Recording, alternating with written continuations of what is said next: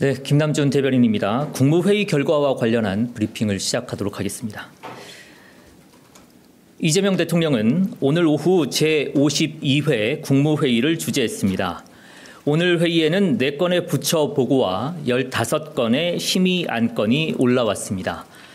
대통령 공개회의의 주요 메시지를 정리해 드린 후 이어서 비공개회의 주요 의결 안건에 대한 내용을 말씀드리겠습니다.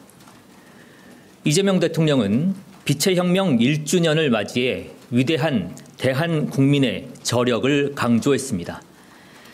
이 대통령은 우리 국민들의 집단 지성이 빚어낸 빛의 혁명이 내란의 밤 어둠을 몰아내고 대한민국 민주주의가 다시 환하게 빛나는 새벽을 열어젖혔다면서 곳곳에 숨겨진 내란의 어둠을 온전히 밝혀내서 진정으로 정의로운 국민 통합의 문을 활짝 열어야 한다고 강조했습니다.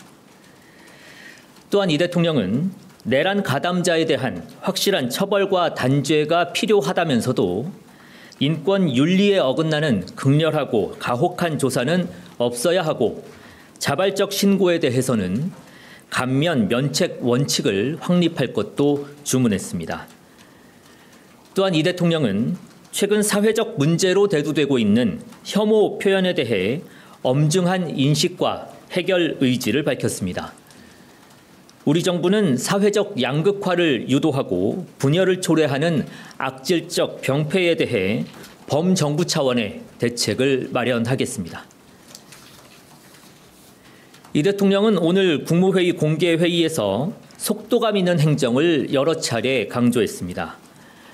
이 대통령은 지역 관광 활성화 방안을 빠르게 준비한 문체부의 행정 속도를 치하하는 한편 국가폭력 공소시효 배제 등의 주요 현안 과제에 대해서도 속도감 있는 처리를 담당 부처에 주문했습니다. 아울러 이 대통령은 재외 국민에 대한 지원 체계를 전면 재검토하라고 지시했습니다. 이 대통령은 재외 국민을 위한 편의 제공, 투표권 보장 등 재외 공간의 역할이 크다면서 전자투표, 우편투표의 필요성도 제기했습니다. 또한 재외 국민 한 명 한 명을 귀하게 여겨야 한다면서 세심한 행정 서비스를 강조했습니다. 다음은 의안 심의 결과를 말씀드리겠습니다. 오늘 국무회의에서는 국회 본회의를 통과해 정부로 법률 공포안 1건과 3건의 법률안, 9건의 대통령령안, 그리고 2건의 일반 안건이 상정됐습니다. 상정된 안건은 모두 원안 가결됐습니다. 오늘 심의 의결된 안건 중에는 이재명 정부의 국정과제와 관련된 법령도 7건 포함됐습니다. 이 중 주요 법령을 살펴보면 먼저 북극항로 시대를 주도하는 K해양강국 건설을 위해 해수부와 관련 기관의 부산 이전, 그리고 소속 직원의 안정적 정착을 지원하는 부산 해양수도 이전기관 지원에 관한 특별법 공포안이 의결됐습니다. 특히 이 부산 해양수도 특별법 공포안과 국가공무원 복무규정 일부 개정령안에 대해서는 담당 부처인 해수부와 인사처에 대통령 긴급 재가 요청이 있었습니다. 이 해수부 부산 이전 개시 시점이 12월 초순인 점을 고려해서 이 법령들은 긴급 재가 절차를 거쳐 이르면 12월 4일 공포될 계획입니다. 다음으로 통합과 참여의 정치 실현을 위해 국민통합위원회의 기능을 실질적으로 강화하는 국민통합위원회의 설치 및 운영에 관한 규정 일부 개정령안도 의결됐습니다. 그리고 일상생활에 어려움을 겪는 노인이나 장애인분들이 자신이 살던 곳에서 건강하고 자립적인 생활을 유지할 수 있도록 지난 24년 3월 공포된 의료, 요양 등 지역 돌봄의 통합 지원에 관한 법률의 세부 사항을 규정하는 동법 시행령안도 의결됐습니다. 또한 강력한 국방개혁으로 전투 임무에 집중하는 군 체계 확립을 위해 기존 대통령 소속의 국방혁신위원회를 미래국방전략위원회로 변경하고 위원회 구성을 개편하는 국방혁신위원회의 구성 및 운영에 관한 규정 일부 개정 령안도 의결됐습니다. 이상입니다. 질문 있으신 기자분들의 질문을 받도록 하겠습니다. 네, 안녕하세요. 채널A 이상원입니다. 오늘 대통령님께서 정교분리 원칙을 좀 말씀하셨는데요.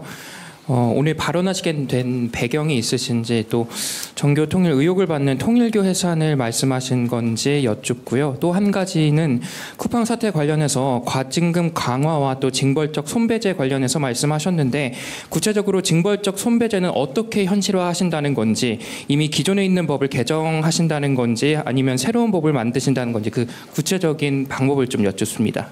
네, 먼저 종교 분리에 대해서 말씀을 드리자면 대변인으로서 특정 종교를 언급하는 것은 적절하지 않은 것 같습니다. 다만 이 부분은 국가 운영의 상식이자 기본이라고 생각이 되고요. 행위에는 책임이 따르는 사회가 건강하고 공정한 사회다라는 말씀으로 답변을 대신하도록 하겠습니다. 그리고 쿠팡과 관련한 질문을 해주셨는데, 과징금이나 손해배상 제도를 앞으로 어떻게 개선할 것이냐에 대한 질문일 텐데, 여기에 대한 세부 내용들은 저희가 검토하고 정리를 해서 말씀드리는 것이 좋겠습니다. 오늘은 모두 발언 정도로 보아주시면 감사하겠습니다. 또 다른 질문 있으면 받겠습니다. 한겨레 시향철입니다. 그 대통령께서 내일 사회 대개혁 시민 대행진 나가시잖아요. 근데 그 대통령이 이런 집회에 나가는 게 흔하지는 않은 것 같은, 흔한 모습은 아닌 것 같은데, 나가는 과정에 어떤 판단 배경이 있었는지 궁금하고요. 그리고 경호 문제도 좀 신경을 써야 할 것 같은데, 경호 문제에 대한 대책은 어떻게 만들어가고 계신지 좀 궁금합니다. 이 현장에 나가기로 결정한 배경에는 그 위대한 대한국민에 대한 감사를 그 당시 현장에서 직접 드리는 것이 여러모로 의미가 있겠다라는 판단에서 이루어진 거고요. 경호 문제 물론 대통령실에서 세심하게 챙겨보고 있습니다. 다만 경호로 인해서 국민들을 만나 뵙는 자리가 좀 제한이 과도하게 된다든지 하는 것은 바람직하지 않은 측면들도 있어서 이런 부분까지 염두에 두고 경호 부분들을 준비하고 있다고 말씀드리겠습니다.